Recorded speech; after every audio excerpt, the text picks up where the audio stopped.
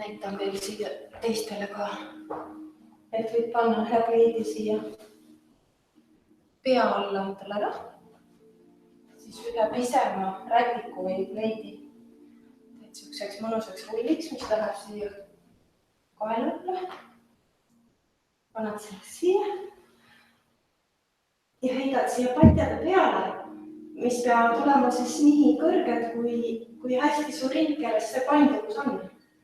Ise valid, võid proovida.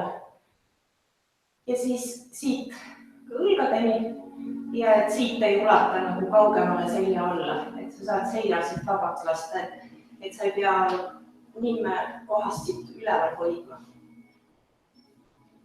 Ja pea on toetatud, kaela all on rull ja lõdvestada. Võid sirutada käed ette või külgedele.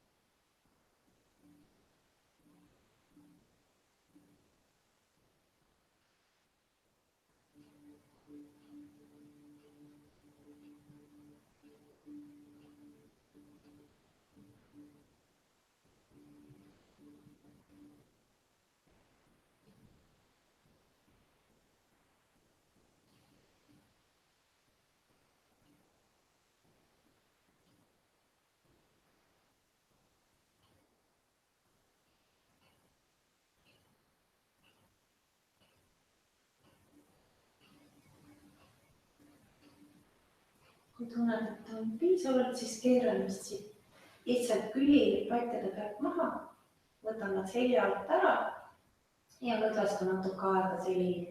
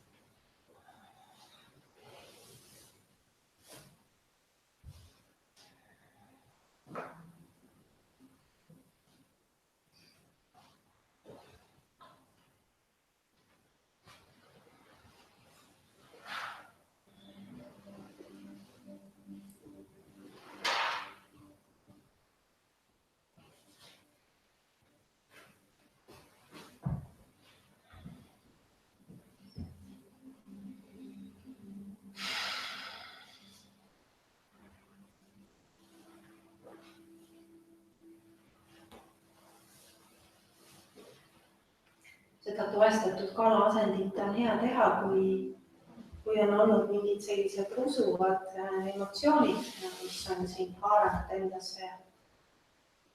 Võib-olla on selline raske periood olnud. Või siis ka, kui füüsiline keha põeb, näiteks bronhiite või kurgupõletikku või midagi sellist, köha olnud pikka aega, siis on hea just hommikuti teha seda toestatud kalaasendit.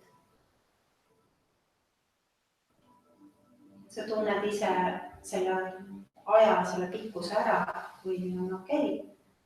Üle pingutada ka pole hea. Ja see soodustab ka uinumist, nii et õhtul, kui lähed voodisse või siis kui voodi on liiga pehme, siis voodi ees põrandal võib ka seda teha.